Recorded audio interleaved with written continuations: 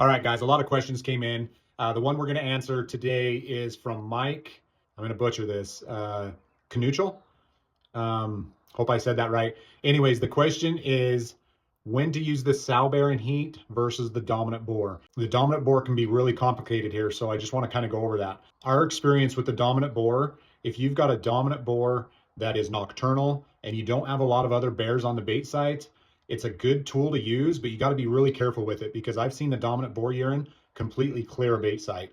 And I don't know if it has to do with dominance or the smaller bears it just catches them off guard or what. But if you've got some smaller bears on your bait site, whether that be sows or little boars or whatever, I've seen it completely just clear a bait site for a few days. So you want to be really careful with a dominant boar, but we have had several customers have used that tool properly and changed that dominant boar from a nocturnal bear to a daylight bear just because of creating that competition effect. Those bigger boars, they'll feed all night if they can.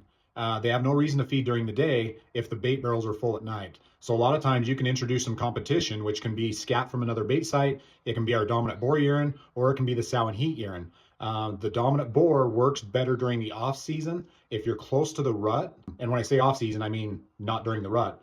If you're close to the rut, I would prefer to use the sow and heat because it's a game changer. We've had that work time and time again. The dominant boar, it's hit or miss. So when you've tried everything and nothing's working, we do sell the product. I'm not here to pitch you on different products, but I would be really careful with the dominant boar, and I would buy sow and heat over dominant boar all day long, unless you just want that extra tool to try to say, hey, we've tried the sow and heat, we've tried reducing the bait site or the bait at the site. We've tried everything, and you want to try the dominant boar. It does work and it has been effective, but be really careful with it. Sow and heat, when you use it, what we'll do, those bears are smart enough to realize they're going to come in, they're going to scope that out, they're going to check to see where that sow is. If they don't find her, they're gone. So the sow and heat don't hold bears, it attracts bears. So it works really good if you're sitting at a bait site and you've got those boars wandering. They will key in on that, and their mind's not necessarily on food. So a lot of times they're just patrolling the back end of those bait sites, waiting for those sows to come into the bait site.